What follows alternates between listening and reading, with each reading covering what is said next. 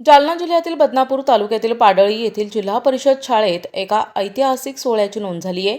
शाळा स्थापन झाल्यापासून प्रथमच आयोजित करण्यात आलेल्या वार्षिक स्नेहसंमेलनात विद्यार्थ्यांच्या कलागुणांचा आविष्कार पाहायला मिळाला। या प्रसंगी आमदार नारायण कुचे यांनी शाळेच्या गुणवत्तेवर विश्वास व्यक्त करत आगामी एप्रिल महिन्यात आमदार निधीतून 3 स्मार्ट वर्ग देण्याची मोठी घोषणा केली आहे।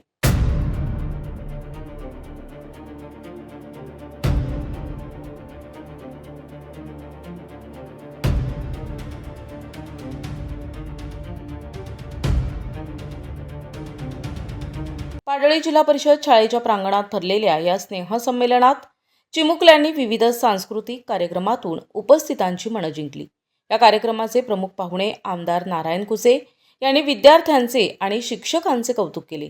ही शाळा माझी दत्तक शाळा आहे आणि येथील विद्यार्थ्यांना गुणवत्तापूर्ण शिक्षण मिळावे यासाठी सर्व सोयी सुविधा पुरविणे ही माझी जबाबदारी आहे, असे प्रतिपादन त्यांनी केले। त्यांच्या या घोषणेनंतर संपूर्ण परिसरात टाळ्यांच्या कडकडाटात जल्लोष साजरा करण्यात आला।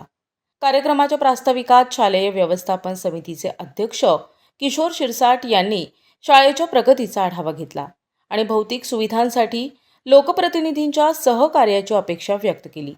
मुख्याध्यापक गणेश शिंगारे आणि शिक्षक राजेश बोधगिरे यांच्या नियोजनाचे सर्वत्र कौतुक झाले।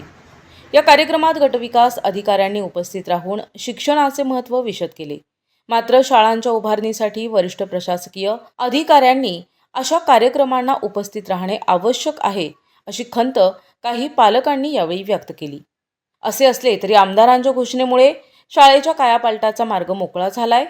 पहिल्या स्नेहसंमेलनात मिळालेल्या या मोठ्या भेटीमुळे पाडळी गावातील शैक्षणिक वातावरणात आनंदाचे भरते आले असून भविष्यात ही शाळा एक मॉडेल शाळा म्हणून समोर येईल, अशी आशा व्यक्त होत आहे। आजच्या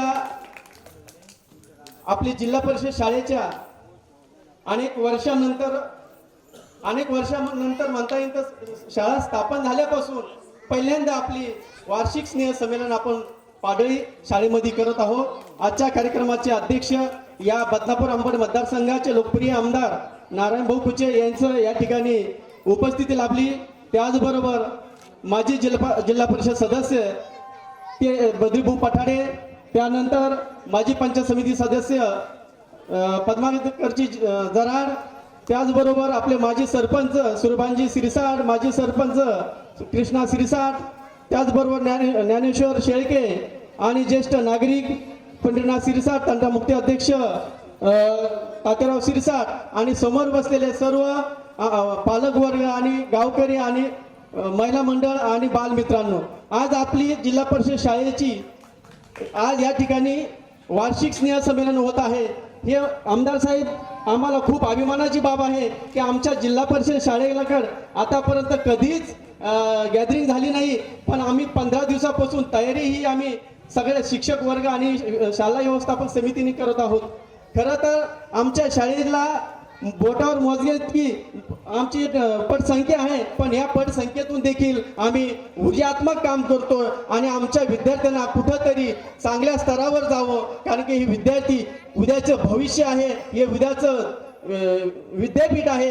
खरं तर आपण आमदार साहेब अनेक गावात सभामंडप दिले असेल, मंदिरासाठी दिले असेल, पण ज्ञान मंदिरासाठी आमच्या शाळेला 3 वर्ग द्या ही अपेक्षा व्यक्त करतो। कारण की आमची छोटी शाळा आहे, पण आम्ही CCTV कॅमेरे शाळेला लावले, आमच्या शाळेला डिजिटल बोर्ड आम्ही त्या ठिकाणी दिला, डेस्क नव्हते, CR फंडातून आम्ही डेस्क दिले, पण ज्या ठिकाणी आपली भविष्य घडणाऱ्या पिढी आहे त्या पिढीसाठी आम्हाला सहकार्य करा, कारण हे ज्ञान मंदिर आहे आणि ह्या ज्ञानाच्या मंदिरात आपलं येणारं भविष्य या लेकरामध्ये आहे।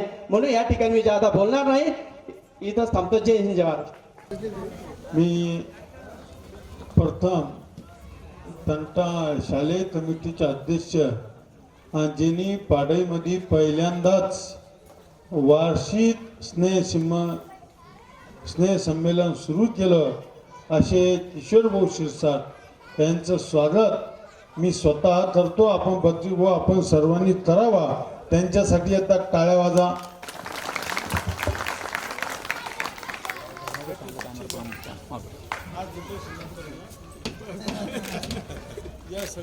आणि तुम्ही पडले नाही माझ्यासाठी, त्याच्यामुळं मी किशोर तू चिंता करू नको, मी छत्रपती संभाजीनगरला गेलतो, तुझा फोन आला, मी रिटर्न आलो, मला पुन्हा आता जालन्याला जायचं. हे का सांगतोय? लोखंडे सरांनी माझ्या बाबतीत सांगितलंय. तो खरं म्हणजे जिल्हा परिषदचे शिक्षक खूप चांगले, शिंदारे सर असतील, लोखंडे सर असतील, बुद्रुक सर असतील, त्यांची सर्व टीम असेल, आपण सर्वांनी शिक्षकाचं ऐकलं पाहिजे.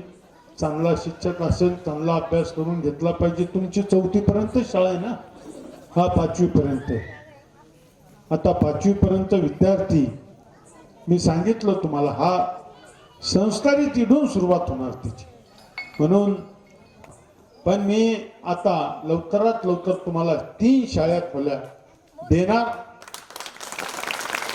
कारण की मला शिक्षणाचं खूप महत्त्व आहे. प्रतिनिधी किशोर शिरसाट, NTV न्यूज मराठी, बदनापूर, जालना.